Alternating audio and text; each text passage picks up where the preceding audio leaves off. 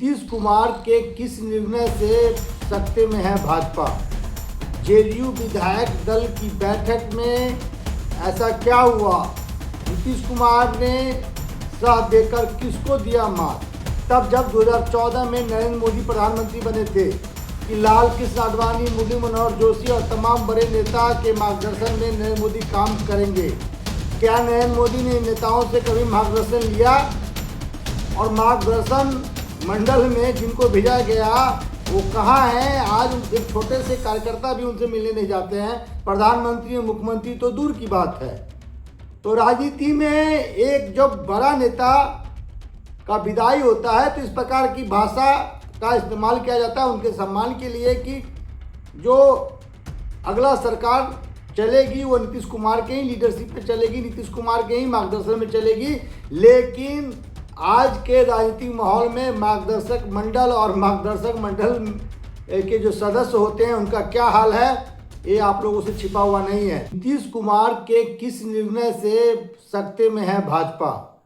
JDU विधायक दल की बैठक में ऐसा क्या हुआ?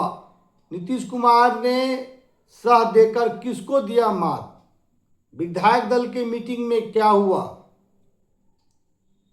विजय सिन्हा के मुजफ्फरपुर में दिए गए बयान के क्या संकेत हैं? क्या अपने बयानों से सम्राट चौधरी पर निशाना साधना चाहते हैं? सम्राट चौधरी के विरुद्ध भाजपा में ही कौन सा गुट हो रहा है तैयार? शराबबंदी को लेकर क्या है सरकार के मत? और जेडीयू विधायक दल का नेता कौन होगा? किस पर जेडीयू दाव लगाएगी? नमस्कार, मैं हूं ऋषि मिश्रा और आप देख रहे हैं इनसाइड स्टोरी। नीतीश कुमार के किस निर्णय से सकते में है भाजपा? तो मैं आपको बता दूं, नीतीश कुमार ने यह निर्णय लिया है कि पूरे बिहार के यात्रा पे फिर से निकलेंगे। समृद्धि यात्रा के बाद नीतीश कुमार ने यह निर्णय लिया है कि बिहार के पूरे पैन बिहार के यात्रा पे निकलेंगे। आपको मालूम होगा कि राज्यसभा में चुने जाने के बाद ऐसा लग रहा था कि नीतीश कुमार राजनीति से एक तरह से इनडायरेक्टली संन्यास ले लेंगे। कहने के लिए राजनीति में कहा जाता है कि नीतीश कुमार के मार्गदर्शन से सरकार चलेगी। आपने पहले भी सुना होगा इस प्रकार के भाषा, इस प्रकार का बॉडी लैंग्वेज, इस प्रकार का जो लैंग्वेज का इस्तेमाल किया जाता है। तब जब 2014 में नरेंद्र मोदी प्रधानमंत्री बने थे कि लाल कृष्ण आडवाणी, मुरली मनोहर जोशी और तमाम बड़े नेता के मार्गदर्शन में नरेंद्र मोदी काम करेंगे। क्या नरेंद्र मोदी ने इन नेताओं से कभी मार्गदर्शन लिया? और मार्गदर्शन मंडल में जिनको भेजा गया वो कहाँ हैं? आज एक छोटे से कार्यकर्ता भी उनसे मिलने नहीं जाते हैं। प्रधानमंत्री और मुख्यमंत्री तो दूर की बात है। तो राजनीति में एक जब बड़ा नेता का विदाई होता है तो इस प्रकार की भाषा का इस्तेमाल किया जाता है उनके सम्मान के लिए कि जो अगला सरकार चलेगी वो नीतीश कुमार के ही लीडरशिप पे चलेगी, नीतीश कुमार के ही मार्गदर्शन में चलेगी।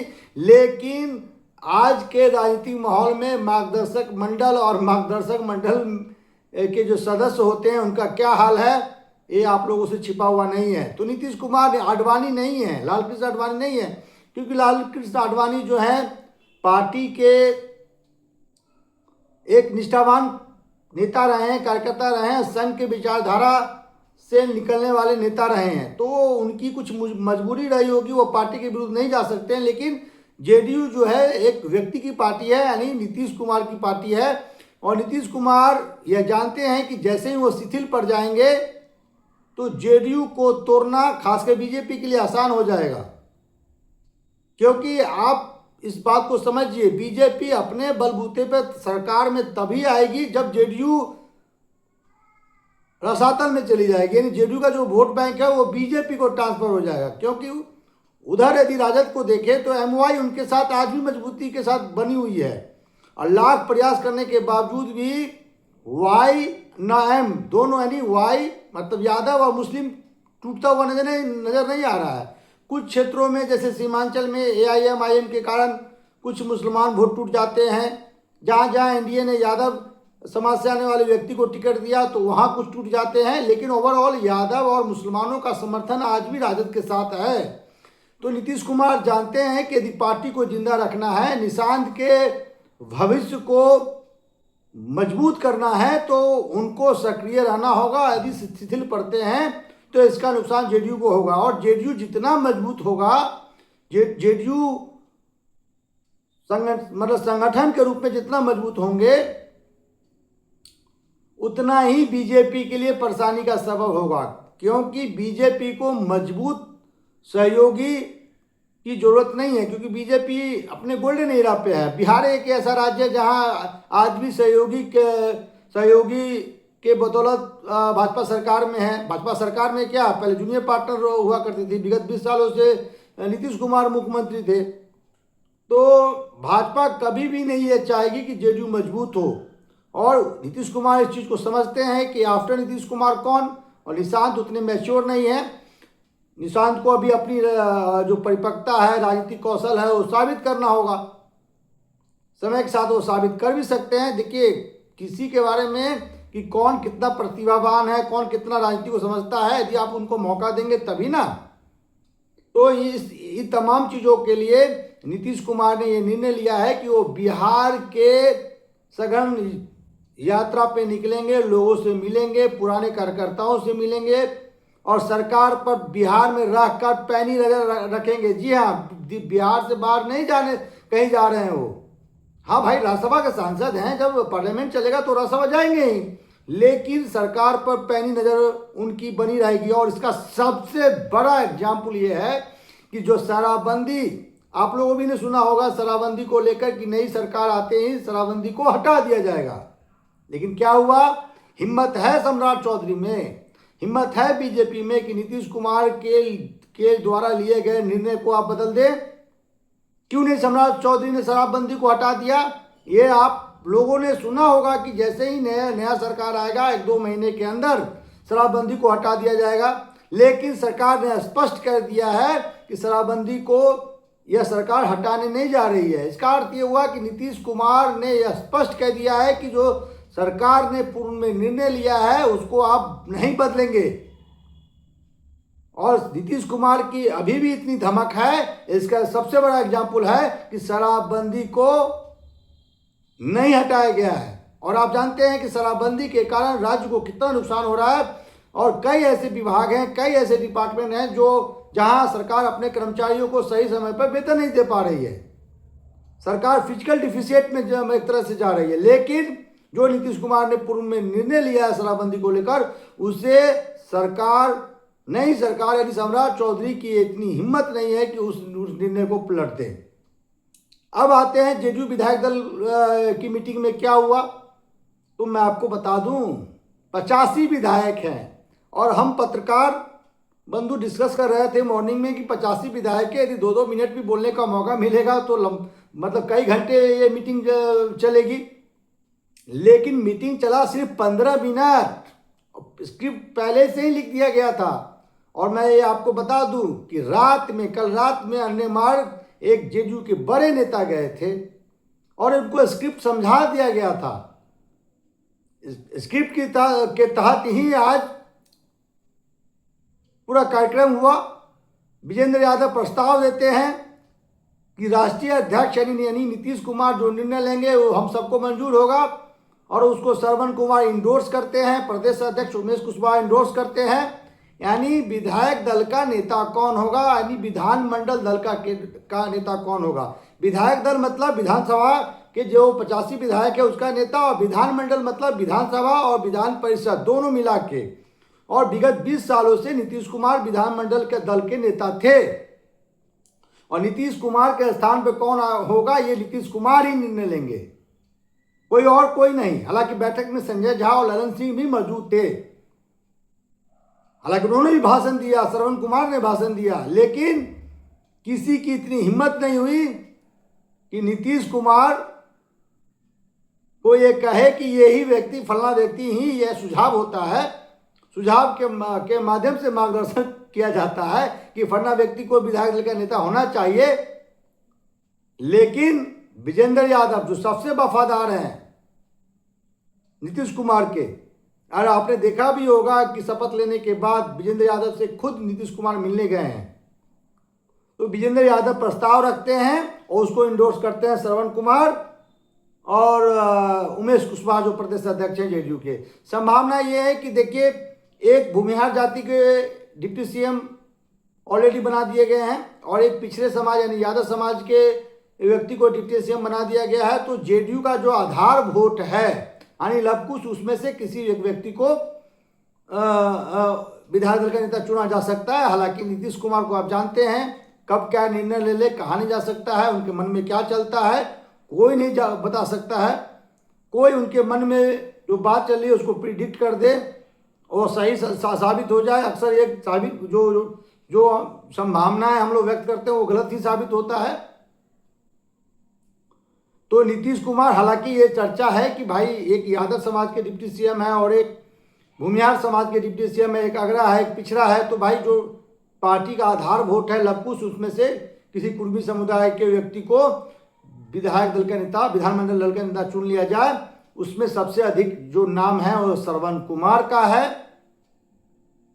लेकिन नीतीश कुमार कोई अप्रत्याशित निर्णय भी ले सकते हैं। कुर्मी को ही बनाना है तो श्रवण कुमार के बदले किसी युवा जो विधायक हैं कुर्मी समाज से उनको बनाया जा सकता है। क्योंकि बार बार कहता हूं, अधिक वफादारी ही गद्दारी का सबब बनता है। राजनीति में कभी किसी पे विश्वास मत कीजिए। मैं किसी एक व्यक्ति के लिए नहीं कह रहा हूं, ये राजनीति का कॉमन फॉर्मूला है। जैसे फिजिक्स में C जो होता है कॉमन होता है,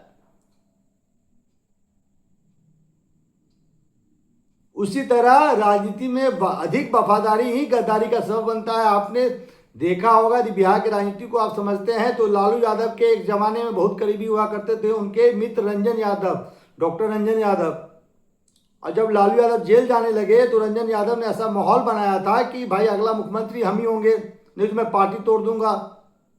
और उस समय रंजन यादव का रुतबा हुआ भी करता था। कई लोगों को आज जो कई केंद्रीय मंत्री हैं, विधायक हैं, मंत्री हैं, उनके द्वारा दिए गए टिकट पे विधायक बने, मंत्री बने। अरे हमारे मुजफ्फरपुर में ही देख लीजिए, विजेंद्र यादव, अखिलेश प्रसाद सिंह जो अभी अपने आप को हनक वाले नेता मानते हैं, एटीट्यूड वाला नेता मानते हैं अपने आप को, वो रंजन यादव के ही द्वारा दिए गए टिकट पे पहली बार शायद एमएलसी बने थे।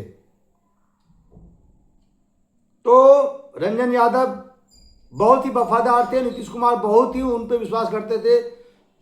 जिसको उन्होंने रिकमेंड किया लालू एक तरह से मान जाते थे, भाई इस व्यक्ति को टिकट दे दीजिए, इस व्यक्ति को एमपी का टिकट दे दीजिए, इसको जिलाधिकारी बना दीजिए, फन्ना व्यक्ति को एसपी तैनात कर दीजिए। और रुतबा भी हुआ करता था रंजन यादव का। लेकिन जब परिस्थितियां ऐसी आई तो रंजन यादव ही सबसे पहले लालू यादव को चैलेंज करते हुए नजर आए। तो राजनीति में जो अधिक वफादारी, जो गैप कम होता है तो फिर वहीं गद्दारी होने की संभावना होती है। तो हो सकता है कि किसी ऐसे व्यक्ति को नीतीश कुमार विधायक दल का नेता बनाए जो युवा हो, उसी समुदाय से आते हों जिस समुदाय से नीतीश कुमार का जो समीकरण है लवकुश, उसको फुलफिल करता हुआ नजर आए। अब आते हैं विजय सिन्हा के बयान पे। विजय सिन्हा मुजफ्फरपुर गए थे, परशुराम जयंती का कार्यक्रम था, उसमें उन्होंने ये कहा कि एनडीए की सरकार है, किसी जाति की सरकार नहीं है। इसलिए उन्होंने टारगेट करते हुए कहा क्योंकि चर्चा है कि भाई कुशवाहाओं की सरकार आ गई है, क्योंकि सम्राट चौधरी कुशवाहा समाज से हैं। हालांकि किसी भी पार्टी के लिए एक कास्ट को लेकर राजनीति करना बड़ा मुश्किल है, मुश्किल क्या नामुमकिन है। हालांकि विजय सिन्हा को टारगेट किसको करना था? सम्राट चौधरी को, क्योंकि सम्राट चौधरी मुख्यमंत्री बन गए, विजय सिन्हा भी दावेदार थे, नित्यानंद राय भी दावेदार थे। और जो मैं इंट्रो में जो आपको चर्चा मैंने किया कि ये गुट बन रही है, ये गुट विजय सिन्हा, नित्यानंद राय और ऐसे नेताओं की बन रही है जो सम्राट चौधरी को पसंद नहीं करते हैं। और आने वाले दिनों में आप देखेंगे कि विजय सिन्हा के माध्यम से नित्यानंद राय सम्राट चौधरी के शासन प्रशासन पे जरूर निशाना बनाएंगे। और ये राजनीति ऐसा होता है, हर व्यक्ति की अपनी महत्वाकांक्षा है, हर व्यक्ति मुख्यमंत्री बनना चाहता है, हर व्यक्ति सांसद विधायक बनना चाहता है, हर व्यक्ति प्रधानमंत्री बनना चाहता है। जो राजनीति में तो भाई विधायक सांसद ही बनने के लिए आया है ना भाई। तो विजय सिन्हा, नित्यानंद राय, ऐसे कई नेता हैं जो सम्राट चौधरी के एक तरह से मतलब विरोधी हैं उनका गुट बन रहा है और सम्राट चौधरी के सरकार पर पैनी नजर रखेंगे, आला कमान को बताएंगे जाके दिल्ली में कि ये हुआ, ये नहीं हुआ, ये हाँ सफल रहा, ये हुआ। हाईकमान की बात नहीं मानते। तमाम तरह के जो राजनीति में होता है हाईकमान कल्चर में। हालांकि विजय सिन्हा के लिए मैं बताऊं कि भूमि सुधार राजस्व मंत्री जब से बने उनका इमेज ग्रूम हुआ है, एक सख्त प्रशासक का एक इमेज ग्रूम हुआ है। जिस प्रकार से उन्होंने निर्णय लिए, जिस प्रकार से जनता दरबार लगा रहे थे, उनके पर्सनालिटी, पॉलिटिकल जो पर्सनालिटी है उसमें ग्रूम आई है और मतलब एक सख्त प्रशासन का इमेज क्रिएट हुआ है। हालांकि सामाजिक समीकरण, क्योंकि देखिए एक बात मैं कटु शब्द मैं जो भी कहता हूँ कटु शब्द का इस्तेमाल करने से मैं परहेज नहीं करता हूँ। देखिए बीजेपी भूमिहार ब्राह्मण राजपूत कास्ट को मान चुकी है कि ये जाएंगे कहीं नहीं, ये देंगे हमको ही। तो आप 4% वाले कुशवाहा को सीएम बना सकते हैं और 4-5% वाले राजपूत को क्यों नहीं बना सकते हैं? 33 विधायक हैं उसके। मैं किसी कास्ट का ये नहीं लेता हूँ भाई। ये लोग जो बड़े बड़े पत्रकार कहते हैं सामाजिक समीकरण, सामाजिक समीकरण यदि राजपूत आज नाराज हो जाए तो 4% वोट आपके टूट जाएंगे। 33 विधायक हैं भैया आपके। उसके बाद दूसरे नंबर पे भूमिहार है, तीसरे नंबर पे ब्राह्मण है, चौथे नंबर पे कास्ट है। कास्ट के ऊपर मुझे लगता है वैश्य होंगे, भूमिहार के बाद वैश्य होंगे। तो ये आप मत समझिए। लेकिन इन जो 4-5 कास्ट के जो ये लोग हैं वो अपने आप को बंधुआ मजदूर बनाए हुए हैं कि भाई हम तो राजद के विरुद्ध में भी इन्हीं को देंगे। तो जब तक आप किसी के खूटे में बंधे रहेंगे तो आपका इस्तेमाल ऐसा ही होगा भैया।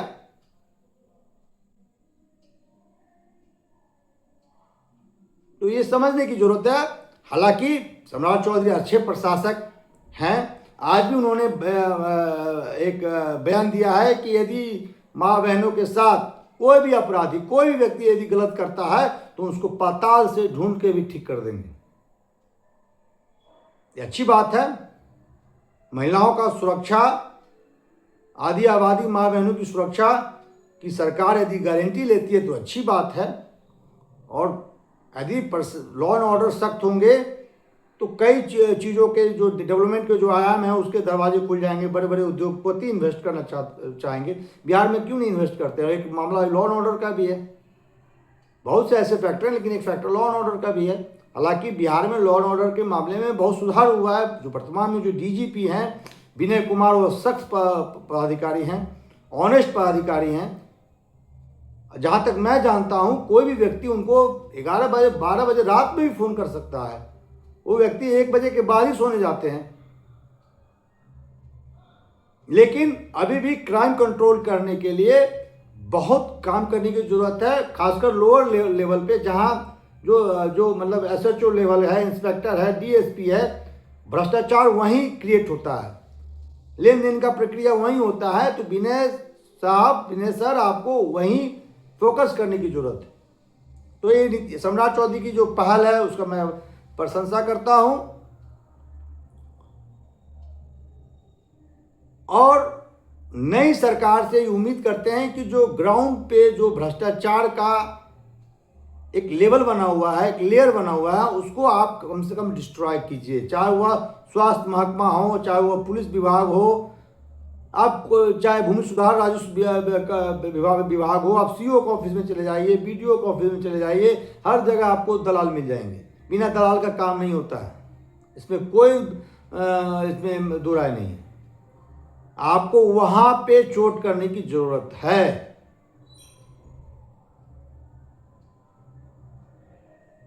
तो विजय सिन्हा का बयान, नित्यानंद राय, आप जानते हैं कि नित्यानंद राय मुख्यमंत्री बनना चाहते थे और उनका नाम पर्ची में एक तरह से तय हो गया था कि नित्यानंद राय मुख्यमंत्री होंगे। लेकिन नीतीश कुमार के वीटो के कारण आपने देखा होगा कि सम्राट चौधरी को भवन में चले गए थे। जब दिल्ली से आए थे, तब दिल्ली से आए थे राज्यसभा वाले, राज्यसभा में जब वोट लेने गए थे नीतीश कुमार, तो सम्राट चौधरी भी साथ में गए थे। लेकिन दिल्ली में जैसे ही भनक लगा सम्राट चौधरी को कि भाई नित्यानंद राय का नाम चल रहा है पर्ची में, तो वो आए, को भवन में चले गए। जैसे ही इसकी जानकारी नीतीश कुमार को हुई, नीतीश कुमार बीजेपी को टाइट कर दिए, भैया भाई सम्राट चौधरी के अलावा हमें कोई विकल्प नहीं है। और आज मैं बिहार में मुजफ्फरपुर के एक व्यक्ति से बात कर रहा था, वो कुशवाहा समाज से हैं।